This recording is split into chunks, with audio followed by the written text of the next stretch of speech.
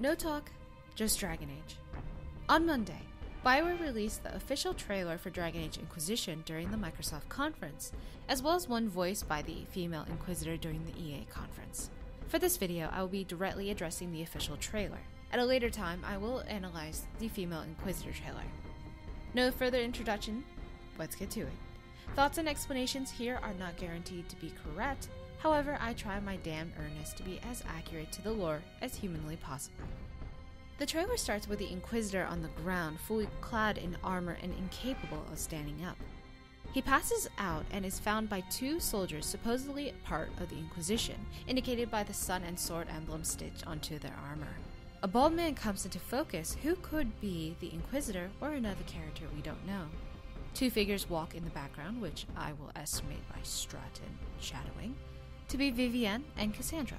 In the next scene, a shot of what seems to be a torture chamber pops up with Liliana at its center.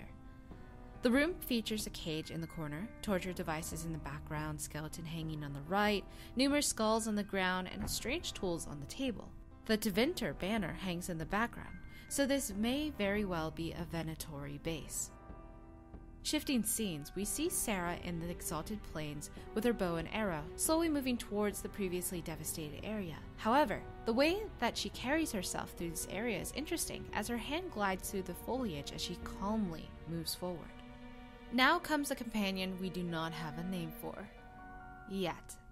The gentleman who's definitely a mage, and well off considering the clothes he wears.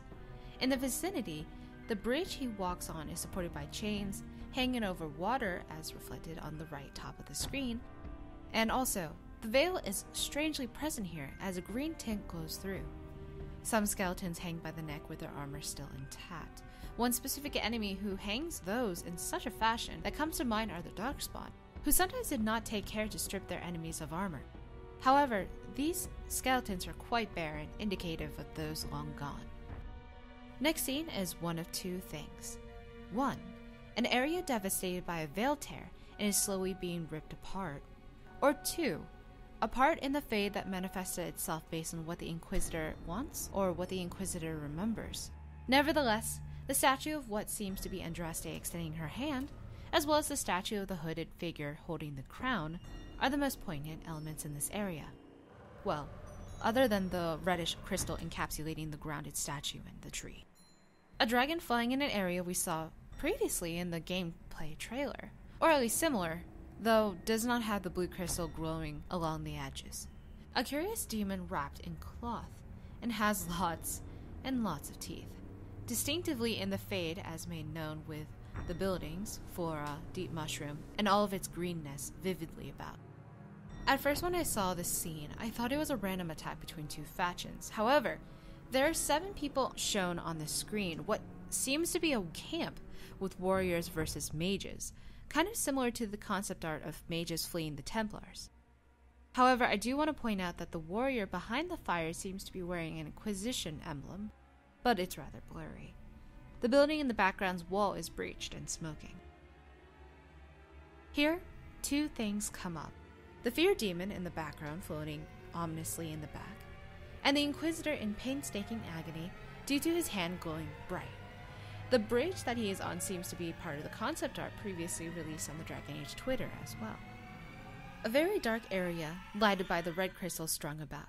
The canoes present, however, have the same binding metal pattern on the front and the rear, as well as the general shape of the Red Templar boats featured in the Crestwood Village gameplay from PAX Prime last year, the ones we lit up with Antifa fire. Shifting to Vivienne, her very intricate headpiece, elegant dress design, and high cheekbones. For some reason, in a bedroom, which I believe we've seen before in one of the Inquisitor screenshots with the big hats.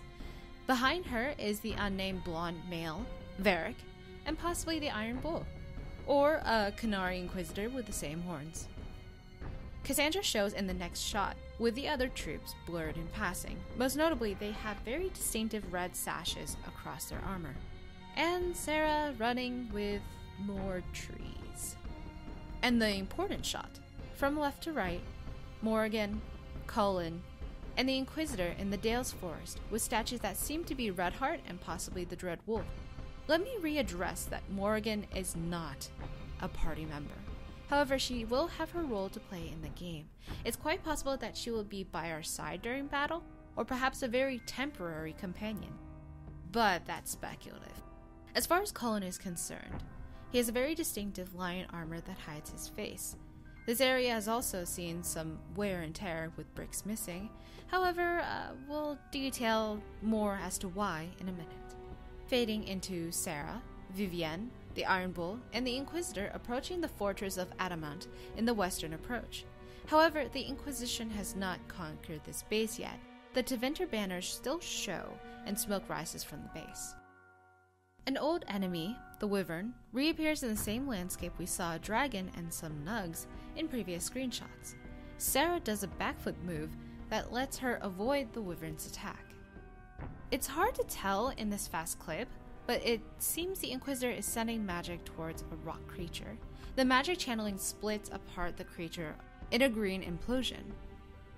The well-dressed mage from earlier appears on screen with the Inquisitor, the Iron Bull, and an unclear warrior in what seems to be a mine dedicated to mining red crystals, or red lyrium, perhaps, judging by the crates and carts filled with them in the distance. Ominous blue candles light the floor next to the bloodied corpse on the side, as a demon or a very nimble Vartaral-like creature spins up and attacks the party. Flipping angles, the area seems to be underground in a watery area, but the structures are man-made. However, the architecture seems from a darker influence like Tevinter or Navarra, considering the skull on top of the coffin-like statue. Could be deep roads as well. Sarah leaps out of the dragon's way in a field that seems to be outside of town, quite possibly connected to the mines we saw earlier, as structures lead to a pit. Then another shot of her taking aim at a dragon, with the Iron Bull emitting a yellow buff around his head. The blood certainly shows on her armor as she rips another arrow into the dragon, which explodes on impact. And in the former shot we saw of the Dale's Forest, we find that Morrigan, Cullen, and the Inquisitor are overseeing their soldiers as they cautiously move forward. The mage, with his staff that looks very close to former First Enchanter Orsino's, with the 3 dragon heads spinning together, stands next to the Inquisitor at a veil portal with an amulet floating. Fun fact, we know the amulet to be something that was either taken from or given by an unknown person that Liliana holds against their will. The Inquisitor turns to hear a demon showing off the blood and degradation of the armor after extended use. Liliana fights 3 Venatori, but she's wounded with an arrow lodged in her left shoulder. As she rolls to fight a third, a 4th enemy appears behind her.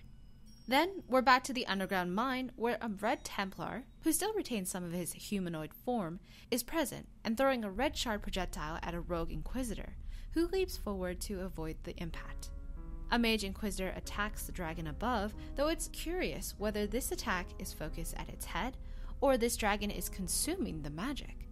The clip is too short to assess this. Dragon Age fighting with Sarah, Vivienne, and the Inquisitor, who stabs, and a scene where Liliana is restrained. Although at first I thought this was the Inquisitor, judging by the mask in the previous engagements, the one speaking is probably a Venatori warrior who has imprisoned Liliana and plans to torture her. That's all I have for you today. I'll be checking out the game on the demo floor. If you have any lingering questions on Dragon Age, be sure to ask them now, as I will be addressing them throughout the 3 days at E3. My name is Ashe. Thanks for watching, subscribing, sharing, all that. Be sure to check my blogs on Ladyinsanity.com for more immediate impressions of the game. Take care, and I will see you later this week.